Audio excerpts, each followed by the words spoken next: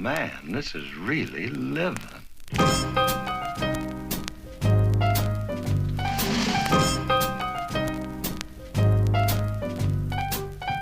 We're committed to the art and nothing. Hey guys, Blue Kool-Aid here. I'm going to give you a video. Hey, we're getting a disruption again, guys, on our Magnetosphere. It seems to be pretty sizable. At least that's what the tool's showing. And I'm going to go over some stuff with you guys, but I just want to say thanks for all the good comments I've been getting. I really appreciate that. It's kind of what keeps me going. You know, that's why I do what I do, because I do think it's important to give you guys the truth as I see it. You know, and I try to give you guys the ability to go look at these tools and understand what you're looking at. That way you can come to your own conclusions and your own truth. Okay? That's why I do this.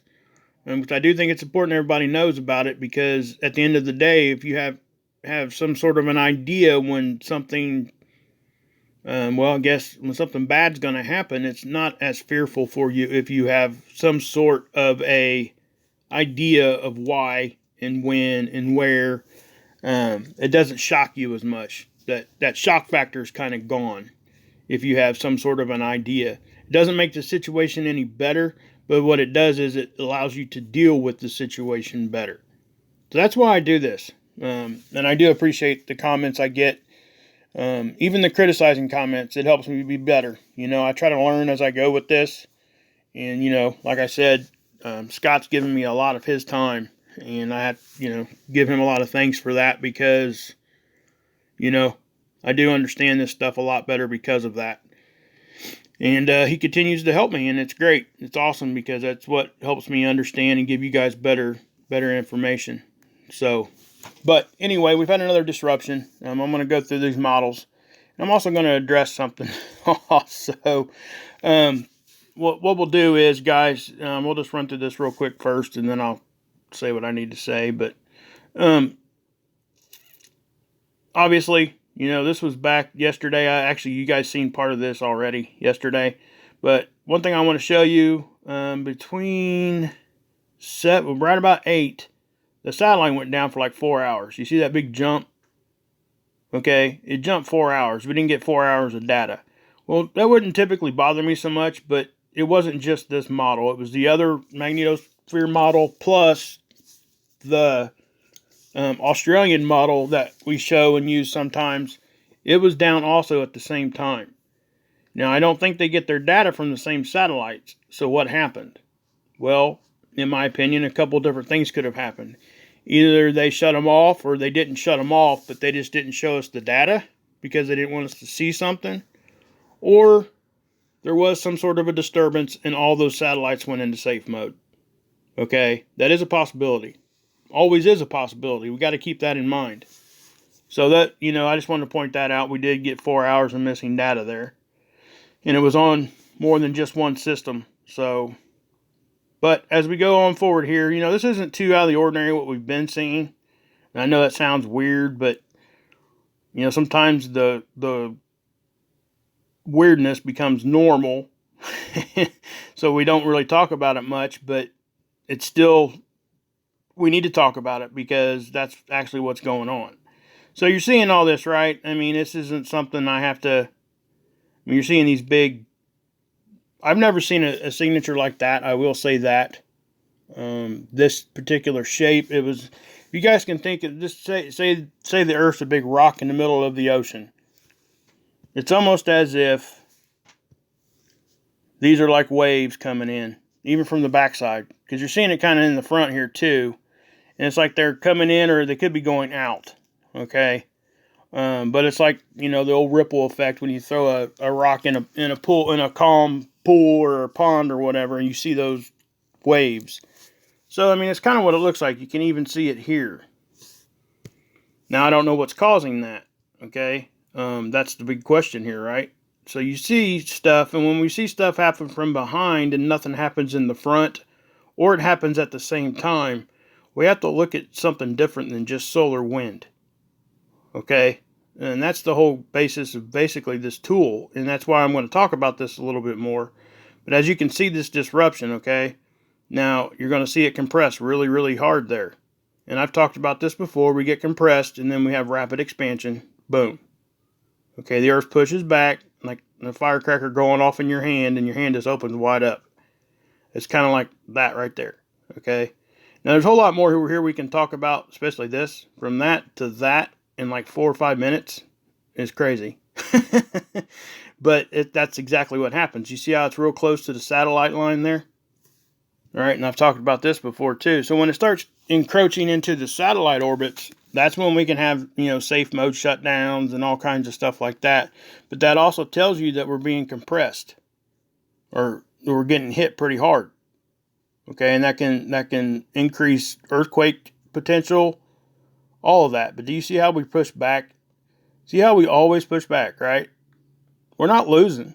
Okay, we might be getting weaker, and our shields are weak. Okay, and that's why we're seeing a bigger disruption with less energy. Okay, so you're seeing these. I mean, look at that signature. Not only is that symmetrical, but it's just odd. So I mean, when we push back again in all these different shapes, right? And when you start seeing that right there, okay, like I was telling about waves coming in. See that? Okay, those are coming and it's getting pretty close to the satellites there. And yesterday I showed you guys that light colored blue kind of inside the satellite orbits, kind of almost taking up that whole area. And every once in a while we'll see that red kind of going even into the black circle here, which is our part of our atmosphere. So, I mean, that's telling you that some of this energy is getting to the Earth. And sometimes, like when we're talking about earthquakes, it takes days for that to really manifest itself because the energy gets absorbed by the mantle, and then that energy has to go somewhere. So it acts and it helps produce earthquakes. So, that's something that most people won't tell you because they don't want to lose their YouTube channels or or get attacked by whoever else. Because, and I don't particularly, talk about earthquakes a whole lot here because I don't know enough about it. But I do know that our solar conditions or our space weather conditions affect it, and they don't give it enough credit because I guarantee you they're looking at it in the background and they're just not telling you that. Okay, that's just my opinion. Okay, so this is what we're at now. That signature right there, that is probably one of the more disturbing ones that I've seen. Okay, because you can see how the whole Earth got encompassed by energy, heat, charged ions, whatever you want to call this right now. Cosmic rays, solar wind, I don't care what you call it. All I'm telling you is that that's increased energy in a pretty decent way, circling the Earth right there. Not to mention, like I showed you guys yesterday, we're seeing stuff slowly creep in. And something else, if you look out here in the front, like I've been talking about, you're seeing a void again. So that stuff can sneak in there. Okay? That's just more proof that our shields are weakening. They said they're weakening anyway. They're up to admitting this now. Okay? So, sorry about that, guys. I don't know who that is. Facebook Messenger, whoever that is, hit me up later and I'll see if I can't figure out who you are. Anyway, but yeah, here's another one of the models. Well, actually, I'm going to show you the solar wind model first. Okay. Now, this up here is supposed to be the solar wind. Okay. And this is what the discussion is right now because we don't think this is solar wind from the disruptions that we're seeing because there are no coronal holes. The space weather is not predicting anything. We go look at the sun pictures and there are no flares or CMEs. So why are we seeing these disruptions, right? So we got to look somewhere else, right? Well, this was yesterday. I showed you guys this one yesterday, right? See how that heat's kind of building in the front? And we kind of jumped because that's that time that it went from 8 to 12, 4 hours difference there, okay? But you can see how that heat was building. You can see in the front there that there's still a void, right? In our shield there. Even that even shows it. See the difference in color right there? So it's weaker there, basically, because you're seeing more heat or pressure or energy build up there, whatever you want to call that. So as we go on through here, I'm just going to show you what this disturbance looked like here. Now, what I would want to point out is up here is that solar wind, right? It never really breaches 500. I think it gets up close to it, but it never even hits 500. So why are we seeing this big, well, I guess it did right there. A little bit of 500, but that's still not that high. We shouldn't be seeing a disruption with a solar wind of that speed. Okay, look at that. I mean, that is a crazy looking disruption. Okay? Now, and like I said, it's my opinion that that's not caused from solar wind because I went and looked at all that other stuff. Now, okay, people have asked me, and this is kind of the conversation, that, well, if we got hit like that, you know, we shouldn't have electricity, we shouldn't have the internet, none of that, all that stuff. If we got hit like that magnetically, we wouldn't have any of our technology right now because it would hit us so hard we would lose it all, right? And that's kind of the subject we talk about when we're talking about a big flare hitting us when our shields are weak. Okay, well, let me show you something. Okay, I'm going to take you guys back to 2017. All right, there was a big flare that happened 9/11/2017. All right, I'm not going to show you that one because the models didn't show much of anything because I think most of them got put into safe mode because it was such a big flare. Okay, but there was another one 2 months before that, and we got hit. I think it was an M flare class. It might have been close to a low X. I can't remember, but we took a really good hit. Okay, so this is a known flare. This is one of the ones that they talk about. Okay, you see this disruption. This is July 17th of 2017. Okay, you seeing all those little things coming off the back? Does that not look familiar to what I've been showing you guys here lately? Okay, so we'll put that out there. Now, as we get there, we start seeing some more disruptions, and then the flare hits. Okay, you see how we start stretching out towards the bottom? And I reported on this. I put this in my video a couple videos back. But do you see all this chaos? Okay, seeing all this? That's a known flare that hit Earth. Now, I'm going to ask you guys just to think about this just for a second. See how chaotic that is? How hard of a hit that is?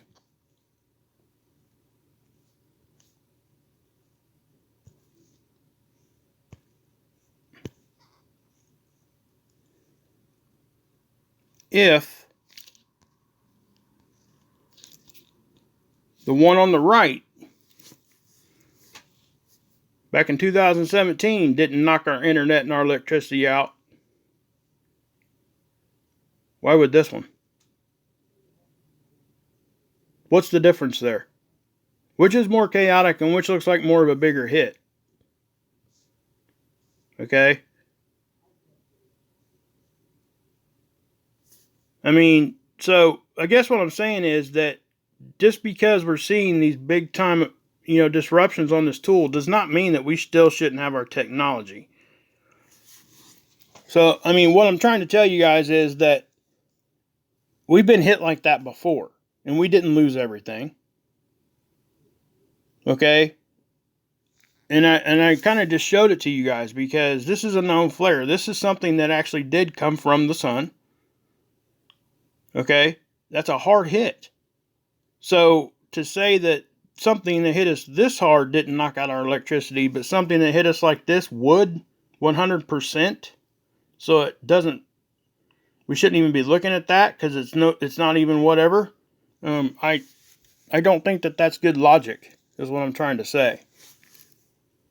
So, I just wanted to point that out because that is a question, and it's a good question. If you hadn't seen these back in 2017, then, if I didn't know about these back in 2017, I might have been right on board with you, thinking, well, my gosh, why didn't our power go out?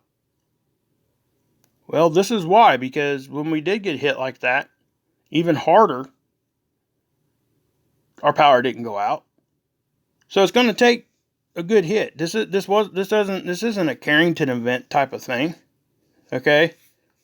I just wanted to point that out, guys. I mean, because we can't just automatically assume just because we see a big disruption on a tool that the power should be going out and the tool's just foobar or what have you, because, you know, we shouldn't even be paying attention to it, because if we got hit like that, all of our technology would be gone. Well, no, it wouldn't, because of what I just showed you. We got hit harder. Look at this down here. This is the same solar flare. Watch this.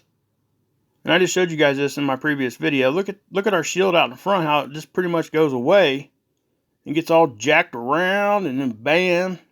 Look at that. Okay, stuff was hitting the Earth then, guys. Energy was hit, that intense energy. You can see how far it's inside the satellite line. Okay, we're not seeing anything like that inside our satellite line. So why would this particular disruption knock our power out and this one didn't? Okay, that's my question. I don't think that it would, is what I'm trying to say. It's possible it could. Any of these disruptions at any time could do it, but to say one's worse than the other, or to say that this tool is no good because, you know, if that tool was telling you the truth, our power should be out? No. Because this back here over in 2017 was worse than what I just showed you from today, and it didn't knock our power out. Okay? I mean, that's just my point there, guys. I mean, that is what it is, you know. And again, it's my opinion, and my opinion only. You know, and I don't get mad or anything like that at people that have other opinions than mine. I really don't. Matter of fact, I welcome them because it challenges me to be better. And I do get better that way, because there's sometimes that I am 100% wrong. And it makes me a better, you know, better researcher, or whatever you want to call it. Whatever I am. But just somebody that's just trying to help and understand at the same time. I just don't understand how, if that didn't knock our power out, that this would. It just doesn't look, at the very least, it doesn't look any worse. Okay. So anyway, I just wanted to show you guys that real quick. And again, guys, you know, and like I said, we're not seeing any increase. So I don't think this is solar wind, guys. And I think that's the main point I need to make here. But that doesn't mean that this tool can't pick up a disruption. Okay? Because it is. It's picking up some sort of disruption. It's giving you a false, it's trying to tell you it's solar wind, but it's really not. But it's still showing a disruption. It just can't tell you the difference. If it's a solar wind or a cosmic ray, or if it's a magnetic disruption of some sort. Okay, so what do? We go look at the KP, right? The geomagnetic conditions. Well, none of that's increasing. Not much. Okay, it's not even close to storm level. It's barely might be active level. Okay, so when that happens, you know that it's probably not solar wind. It's not coming from the sun. So it's coming from somewhere else, and that's what we've been trying to get to, you know, and figure out what that something else is. Well, again, guys, and I did this in my video yesterday. I'm going to show you what I think is probably causing most of it. Okay, there's that object, right? You know, from my video yesterday. Scott sent me over some captures from 2007. I think he's going to do a video on it too. They're great captures there too. This one here was probably one of the best that I've seen. It's pretty compelling to look at this and try to, you know, wrap your brain around what's actually happening. But I do think that this is what's causing most of our disruptions right now. The magnetic fields are interacting with each other, and that energy is traveling very, very fast, which means it can switch directions or just come upon us out of nowhere and not get picked up by any other tool or any other observatory or satellite, early warning system type of stuff. Okay, so that's where I'm at with this, you know. I'll keep you guys updated as much as I can. Again, thanks for the great comments. Like this one right here, I'm going to give a special shout out here to Sandra Budman. Okay, I mean, she really uplifted me today. I mean, this was really awesome. I encourage you guys to go read this comment. And, you know, I responded to her. I hope that, Sandra, if you're listening to me, I hope you email me, because I would love to have conversations with you about this whole subject. I mean, it seems like you have a lot of life experience that I could learn from. So if you could, just email me up. I gave you my email, kldman@aol.com. Hit me up and we'll talk about some stuff, and hopefully I can learn something from you. But anyway, God bless, guys. Yeshua saves, and you can drink this Kool-Aid.